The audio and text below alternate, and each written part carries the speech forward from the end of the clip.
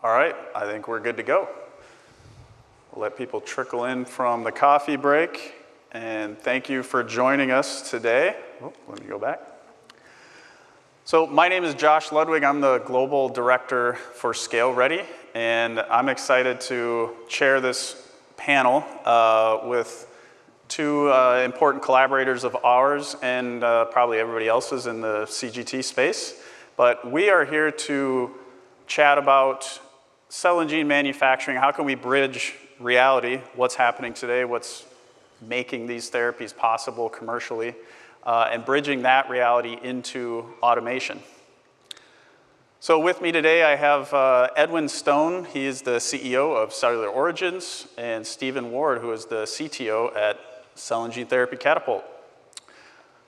So it's our opinion, well, I guess I'll say my opinion before I take these guys on board, but I believe the CGT field needs help. Really, it comes down to us as an industry becoming good at manufacturing, maybe even the boring parts of manufacturing. So for us, it's operational excellence. Simplify the process, standardize the way you're doing these processes, then you can scale with phase-appropriate automation and other technologies that you want to bring in.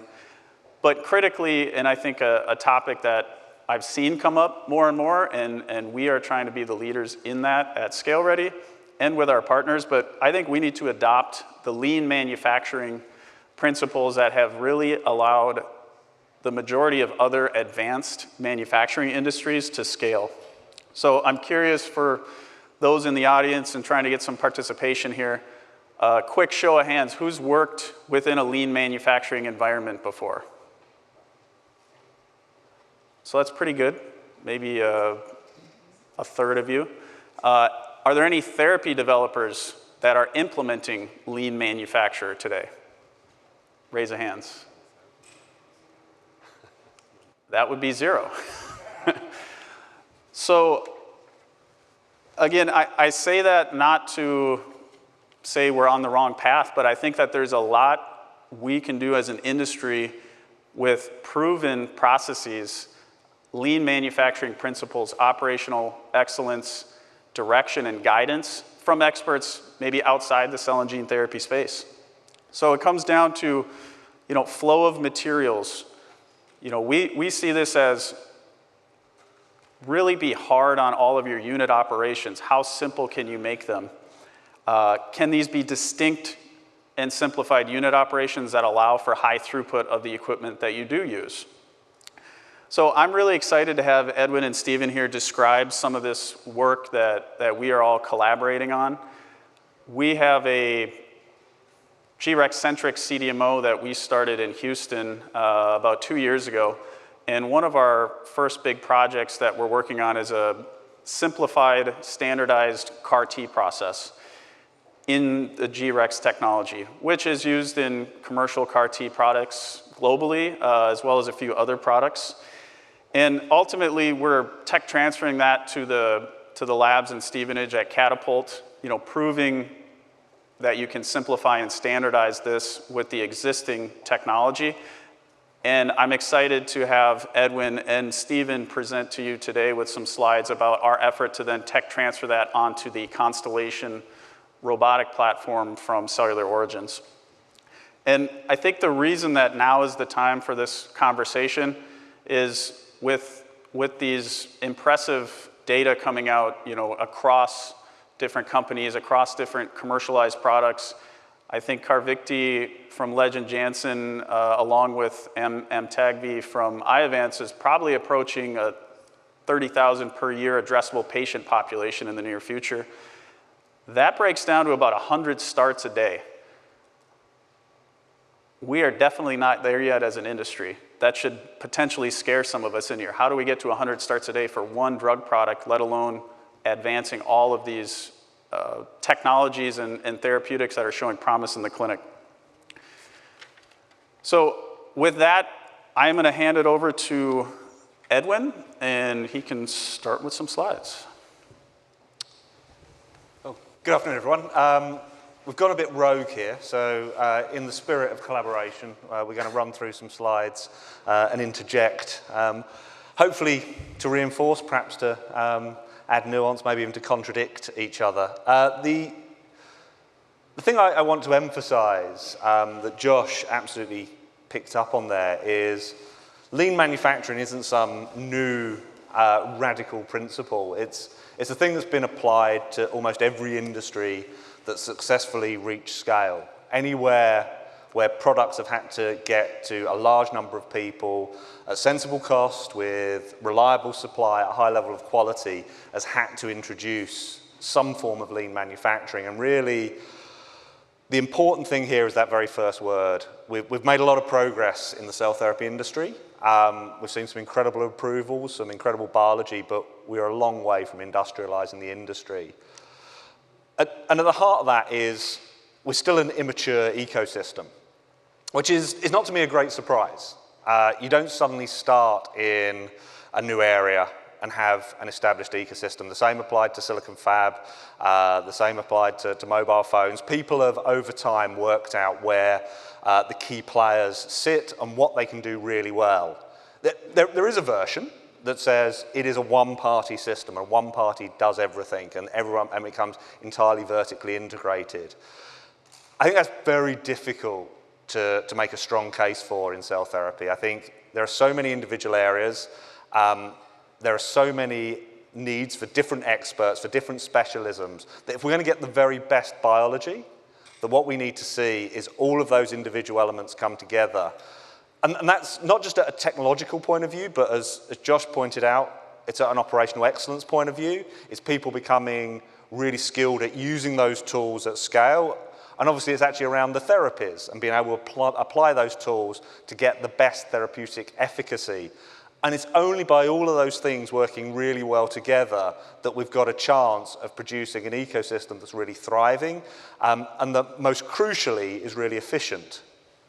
Stephen, I don't know whether you want to add anything to that. Yeah, I think the ability to link these ecosystems together in a more macro way as well is quite important. As you said, there's lots of parties that come into that little diagram whizzing around in front of our eyes here. And you can't sort of displace operational excellence until you're in a factory setting. I think stripping processes back to what you need to have as an essential, scalable sort of integer from the get-go, which you can then scale through, is important. And that doesn't mean, I think you used the phrase scale-appropriate automation. It doesn't mean that you go down some of these automation things too early, but it means you are enabled for sort of hyperscaling automation, or however you want to define it. And the number of cogs you got going there have to be meshing together smartly. You can't have the old analogy grit in the wheels. And so the role for standardization, I think you used the phrase both enforced and sort of voluntary standardization was quite a good one that I've heard you use yesterday as well. Otherwise, those cogs just don't mesh. And that was how we can leverage up a broader ecosystem and a broader collaboration network.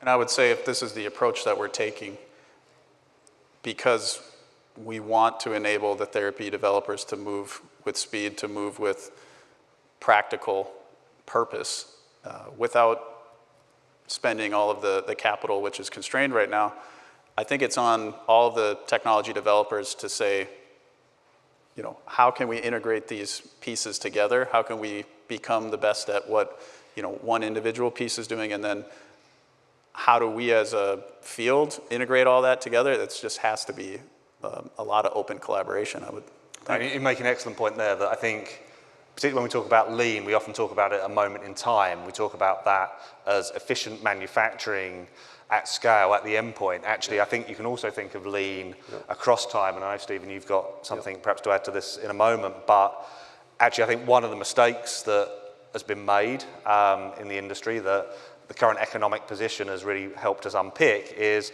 there was a lot of capital deployed inefficiently on building manufacturing facilities, perhaps before we really had confidence that we had therapeutic efficacy.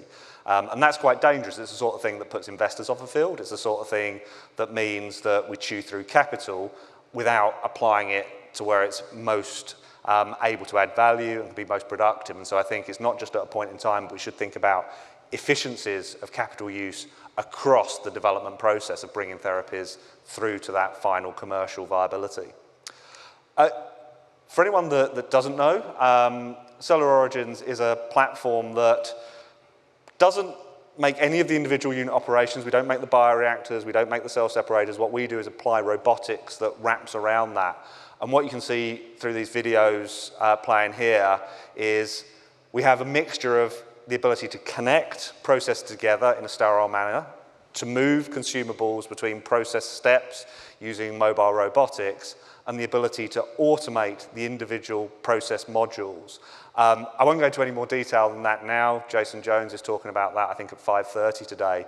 But critically, what that's trying to do is enable a really efficient both route to scale by enabling therapy developers to choose the tools that are most appropriate to them, that give the best biology, that enable them to optimize throughout the development process, and without changing those tools, take those to scale, and then again have a really efficient manufacturing platform at scale by being able to match the capital usage to the bottlenecks in the process. So G-Rex being a great example, as we sit here today, most of the time the biology will sit within a bioreactor during a manufacturing process for between 6, 12 days.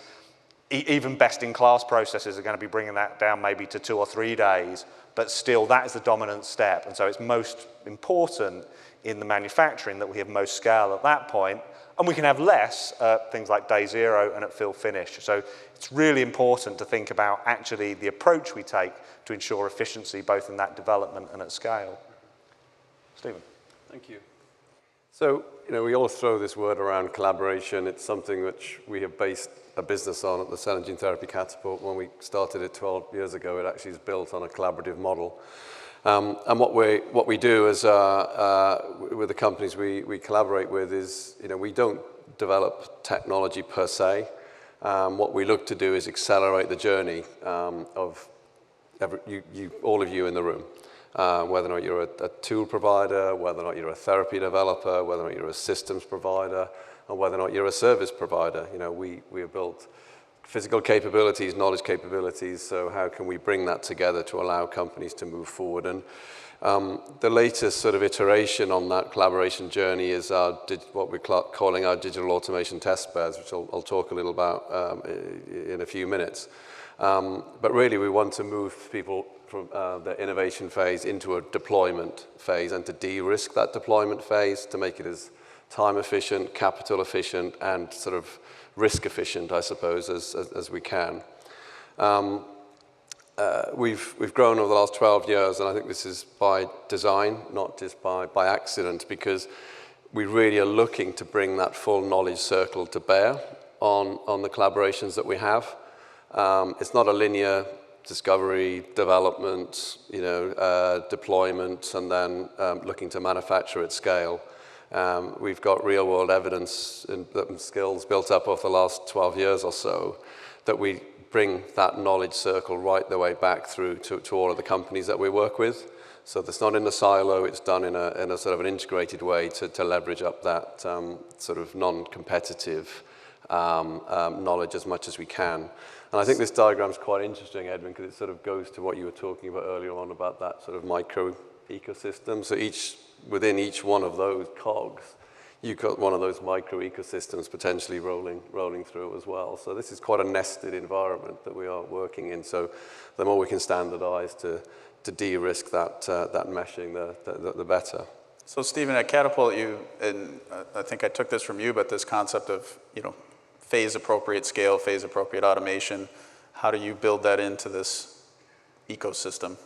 Yeah, so our approach, and it's very similar to others in the room, I'm sure, is you need to have something which you can scale. So you look to start with evaluation at where you need to be on your target product profile. I heard about target COGS talked about yesterday. I remember talking about that at a conference in about 2017, I think. You have to know what your health economic sort of strategies are, what your COGS strategies are. That drives your technology strategy in a way.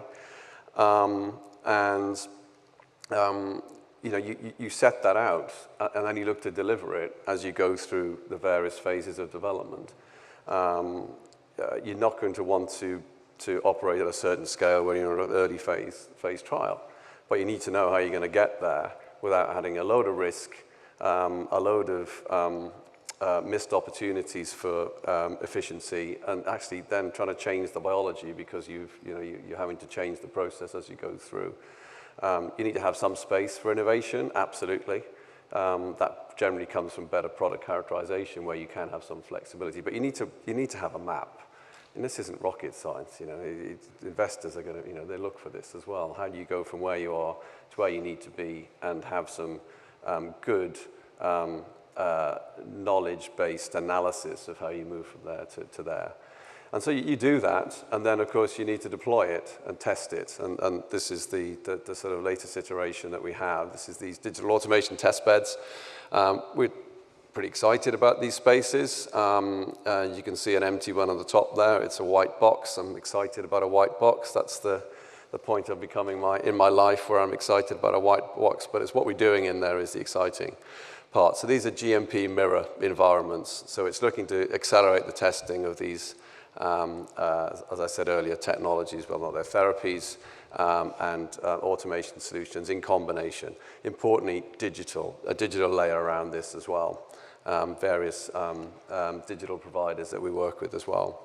And testing the actual throughput of a space like that. Yeah, exactly. Putting different workflows within that space to then, actually have the real numbers to say, here's what we could do in a space like this. This is moving the theory into deployment, which I've got some bills which we'll go through. So we've got these spaces. They are it's a GMP mirror space. It's in a manufacturing licensed facility. We've segregated them off, so we haven't got to work within that QA wrapper. But all of the knowledge within that industry sort of leading expertise we bring to bear here. Computer system validation, people who have done it. Data integrity, people who have worked with regulators on inspections. Process scientists, analytical scientists, environmental QC scientists. All of that comes together to try to de-risk that journey and to bring it onto the sort of then physical testing of systems. The ecosystem is very important. We have a broad network that we interface with, and it's something that we cherish.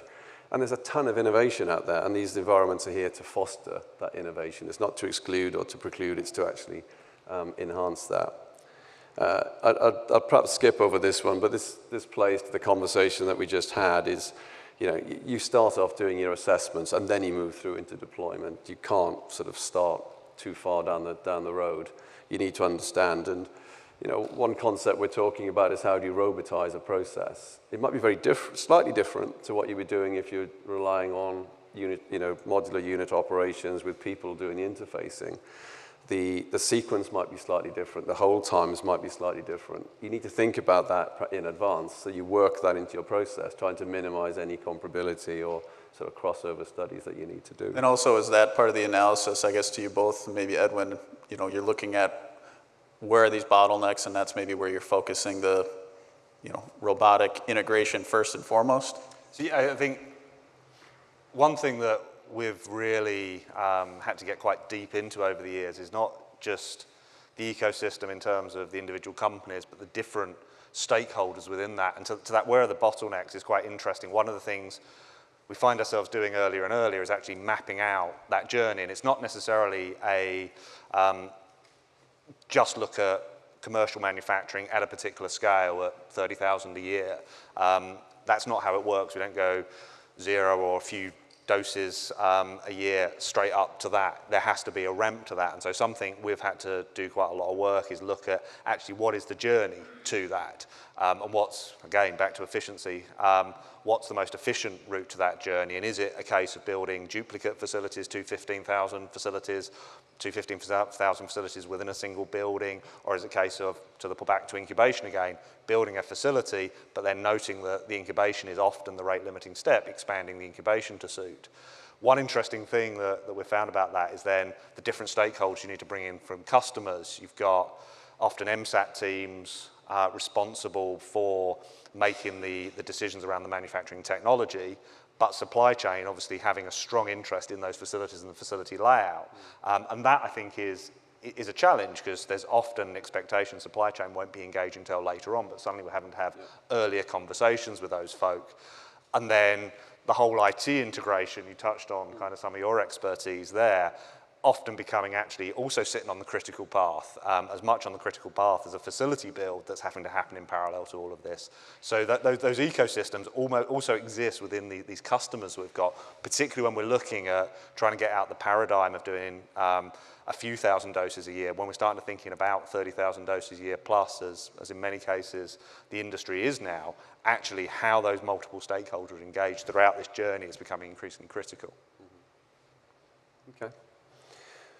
So this is the sort of the phased approach as we talked around. You know, we're sitting here talking about this sort of specific collaboration. We can all put some numbers up. We know that there's a huge headspace in our productivity curve. We talk about Industry 4.0, where bringing more experience into the cell and gene catapult in this space, because we think this is really important. Practitioners who have actually done this in other industries. We always just talk about adjacent industries. So how do we bring that in to really affect and deliver, sort of numbers like this? But maybe you could get into, if you go back for just a moment, the one that jumps out to me, 30 times more space efficient. We do have to become a lot more space efficient. So where are some of those key bottlenecks that you're trying to overcome with the constellation? Yeah. Thank you, Josh. I'm not sure where you wanted to sort of bring that piece in, but this is a declassified GMP box. It's got all the HVAC. It's got all of the environmental monitoring. It's got all the heat load data. We're putting in flexible HVAC control designs, for example. If we're going to have fewer people in these rooms and it's running 24/7, from a environmental sustainability point of view, let alone a cost sustainability point of view, huge amount of energy just goes into running a white box, which I get excited about, and pushing clean air through it. It's obscene the amount of money we put into clean room design, facility build, and then the running of these facilities. So the facility is going to look very different. So we're working at just that, one modular piece of this. But if we are going to scale out with robotics or, myriad of other different technology innovations out there as well that can play a part here. But your little white...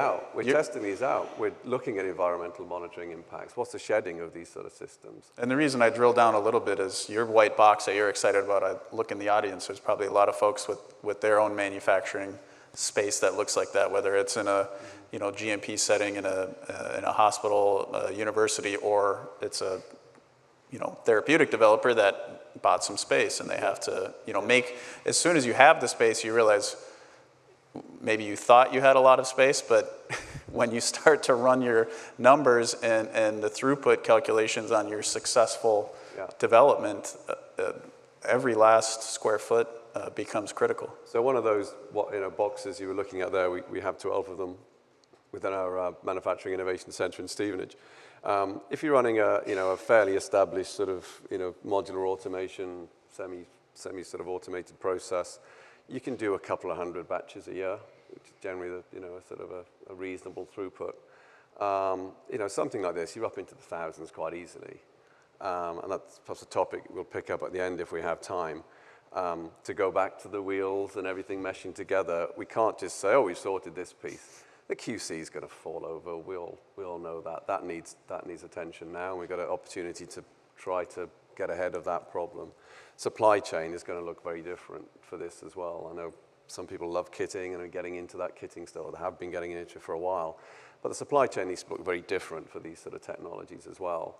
And the knowledge layer and the sort of record layer, should we say, I think is perhaps a bit silent on this slide, but electronic batch manufacturing records, integrating that with your building systems, integrating that with your QC. We do quite a lot on process analytical technology at the Catapult.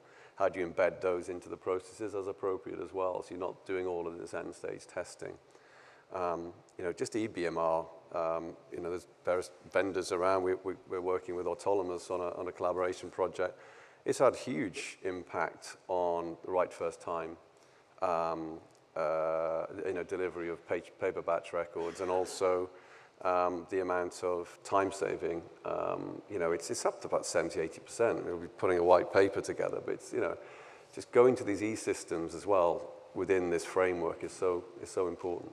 I think in terms of that space efficiency thing, I think the thing that stands out for me is that none of this is because any of what we're looking to try and do at the Catapult and through some of this is it is a massive step change in radical thinking. I think what it tells us, what we're doing at the moment, is incredibly inefficient. You actually look at the amount of volume that the product is occupying in the clean room, it's a tiny, tiny fraction. Even at a 30x improvement, that's achieved by, for example, 9 to 12 G-Rexes in a meter square incubator. We can get to those sorts of numbers.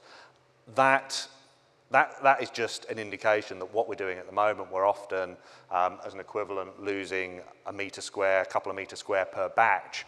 It's got so much more we can do, and it's unlocking some of those current inefficiencies. It's not about making a radical change. Compared with what we've done biologically and what we've had to do to kind of get therapies into patient, for me it's remarkable that actually we've still got this low-hanging fruit available, but that's crucial in this next step. It's always dangerous, I'm aware, putting numbers up. They're always there to be challenged, and rightly so. But actually, there's a lot of relatively simple principles here when you think about just the amount of densification you can achieve if you've got simple unit operations. Labor, typically 44% of the process at the moment, 44% of the cost of goods at the moment. That's got to be something that we focus on if we're going to achieve the sorts of cost reductions that we need to enable these therapies to be manufactured at scale and particularly accessed at scale. That should make everybody excited, though, this idea that there is a lot of low-hanging fruit. Yep. And again, the fact that we haven't implemented lean manufacturing, as we started saying, isn't surprising, with us being, you know, still growing, still maturing as an industry. But by simply doing some of those pieces and really taking a hard look at your space, people, equipment efficiency, there's a long way, there's a lot of progress to be made in relatively short order.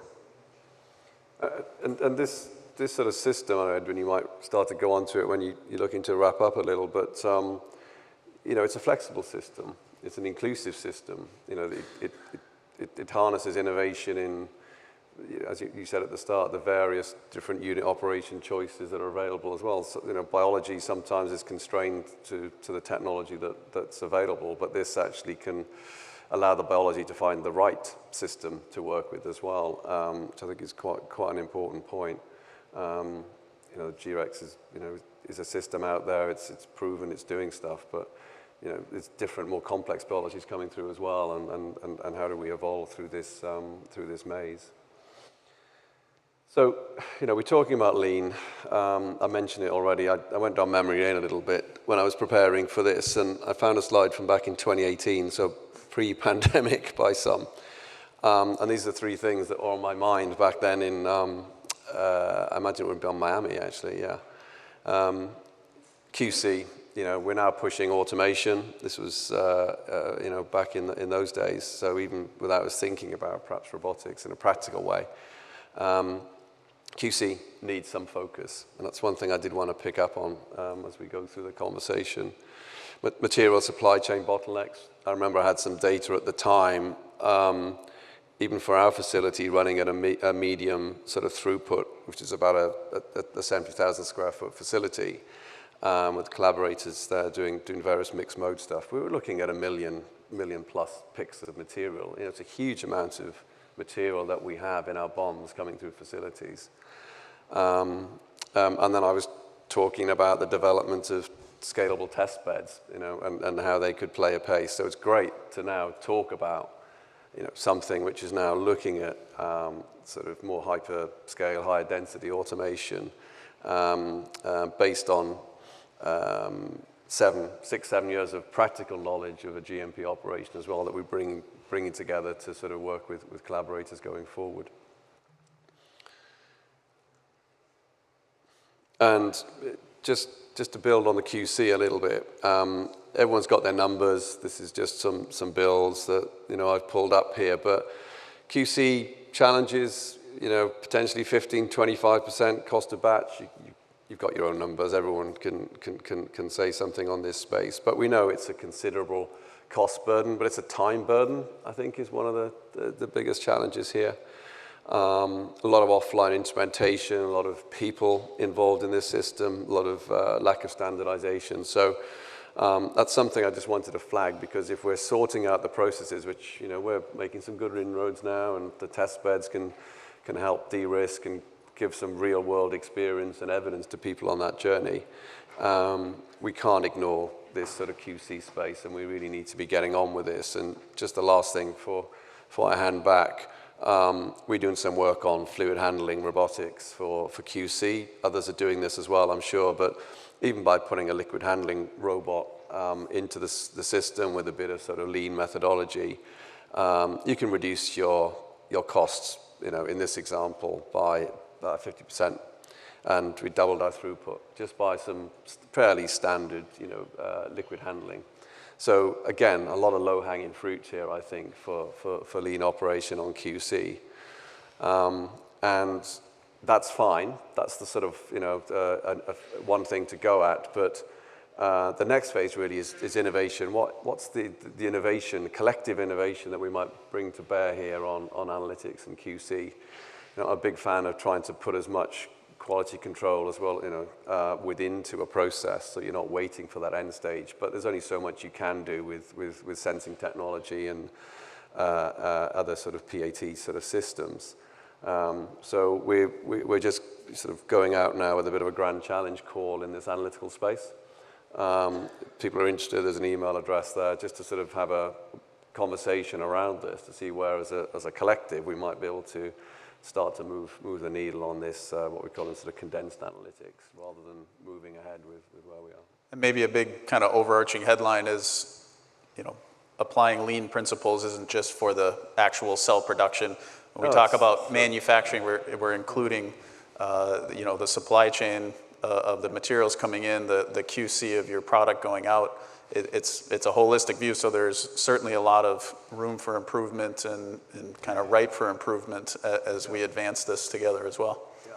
I think if there's one signal that I feel in the industry really strongly in 2025, but really in the last 6 months, is QC we've been speaking about for a long time, but actually genuine concerns around supply chain, about the amount of materials in the BOM, getting all those into the facility, dealing with the waste streams. Suddenly that seems to be entering into the dialogue a lot more. And I find that quite reassuring, because it suggests now people really are getting serious about this entire endeavor, and gives a degree of confidence that what we're not just going to do is solve a bottleneck. I really believe over the coming years, and not just what we're collectively doing, but others too, will solve the manufacturing bottlenecks as we see them today. One of the great worries is what we do is just move those outside of the clean room, whether that's actually in the clinic, getting the apheresis product, getting the schedules, getting goods moved. All of that's got to come together for us to be able to deliver this, and there'll be a lot of moving parts.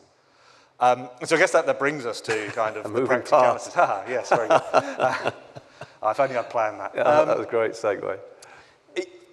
This is in collaboration with the Catapult, the journey we're now on. So the system is now there and operational, actually in one of those suites that Stephen showed. That in itself has been a really valuable journey. It's one thing talking about these sorts of aspirations and ideas, but actually going through that journey of specifying it, of working with the Catapult team, working with the validation people and experts at Catapult to go through that journey, undertake the installation, undertake the acceptance testing, undertake the training of operators. I think the lesson we've taken away from that is it's no harder than anything we've done before. It is different, and so going through that journey was really important, if nothing else, to prove to ourselves and to everybody else that it could be done. I think what comes next is really exciting, and that's the operational piece. I think there's a lot to unlock there. We're just at the beginning. The things we're kind of sitting here today talking about, I think are obviously the beachhead, the space efficiency, the labor saving, but actually there's so much more, I think we all hope, and we know other industries have unlocked through automation. reducing errors, reducing variability, reducing contamination, the idea of not having large numbers of people walking in and out of clean rooms, all of that we know the theory behind, but actually now we're putting that into practice, and the work that Stephen and his team are able to do to actually give evidence behind that, I think it's going to be incredibly powerful. I think that's going to be vital. Regulators, we know, are really keen on how we resolve some of the problems in this industry, but we actually need to be able to prove that out and to have that evidence of this is the level of variability we can bring it down to, this is what the error reduction looks like, I think will be really helpful in starting to spin that wheel up and beginning to build momentum around this. And the final one is then what happens outside that clean room. I think, again, it's so important to kind of get these first installations out there so that we're not waiting 6 months, a year to start the work on what are the impacts of the goods moving in, what are the impacts on the waste stream, starting to really provide the evidence. And frankly, I'm very certain we will learn things we've not predicted in this journey, and that's why it's so important we do it, about where some of the bottlenecks are. But at least we can be getting on and addressing them early, which I think is why it's so important that we've actually got that coming into the narrative now. Mm-hmm. And I would say maybe a plug down the line for seeing this in person in a few months, potentially, right, at the ARM event? Yeah, well, yeah, thank you, Josh. So the ARM manufacturing workshop focusing on digital and automation, that's going to be held in Stevenage in the UK on the 12th and the 13th of June. We're really excited about it, actually. It's going to be obviously a great event, as you would expect. But also there'll be 2 separate opportunities within the 2-day agenda to go into the test beds and have a look around the systems in operation, and also to our digital sort of twin labs as well, to see how we're working up some work there on gene therapy and cell therapy. So thank you. Yeah, allowing a look at it. We want the conversation, and I know we're wrapping up relatively soon and want to open it up. But I do want to call out a note here, Edwin. I think you bring this up well. The new bottleneck pieces, and something that we've done with G-Rex and Wilson Wolf manufacturing team for years now. And I think you had a chance to come visit the facility. We have this, our strategy on manufacturing. Yes, we're going to help our clients lean out their processes. We are going to lean out the design of the equipment. We want to have as few component parts as possible. We want these things to be simple, as few failure points as possible. But our lean manufacturing principle, you could maybe speak to this as well. It stops when you get back to the warehouse, because our vision is this field is going to continue to grow and continue to progress. We think that we have this, a nice enabling technology, and we have an inventory management strategy that is, hold a lot of inventory, validate our products, 3-year shelf lives, maintain control of our supply chain of all the pieces and all the components, so that when we do have disruptions, which we did go through during the COVID pandemic, we were able to maintain that supply. So our strategy there doesn't change, and I think as an industry, as tool and tech developers, you should be trying to simplify your supply chain for those reasons, and you should be asking in a collaborative way to your tool provider, your tech provider choices, if you're a therapy developer, what does your supply chain look like? How many components should we be concerned about? If we're successful and 10 other groups like us are successful, are we going to be able to get our product? And it really impressed me kind of both the level of effort and care that had gone into the manufacture of that, the consideration that frankly had gone into the customer to make sure that, economically holding large amounts of stock is not necessarily a decision everyone wants to make, but when you look at the importance of security of supply to a customer, I think that becomes a really important decision. And if there's one thing we know about scaling up any process, it stress tests everything. Things that worked 1 in 10, things that started to fall over at 1 in 10, 1 in 100, 1 in 1,000, start now to become absolutely catastrophic. And that's not just within the manufacturing suite. If anything, it's felt more so across the supply chain. And it doesn't, the use of the words there is really important. It is a chain, it is a connection of links, and the weakest link is crucial. If you can't get one component that is required for manufacture, that's it, you're not supplying to the patient. And that, I think, is going to be a key part of the next few years, is really ensuring that we've got the strength we need across that entire chain. So just to wrap up on this, talking about where next, this is and exactly kind of how the installation of Catapult evolves. One of the great things for me around it is the flexibility we've got in that facility and with our technology to adjust it to what we learn. But broadly, it's looking to further populate other units into that facility, to expand capacity, to ultimately get to the level of productivity that Stephen touched on earlier. So whereas before, in that 100 square meter, 1,000 square foot space, maybe 300 batches a year might have been possible. With something like this, we're able to get into the thousands, potentially up to the tens of thousands within that same space. And that's the journey we're on.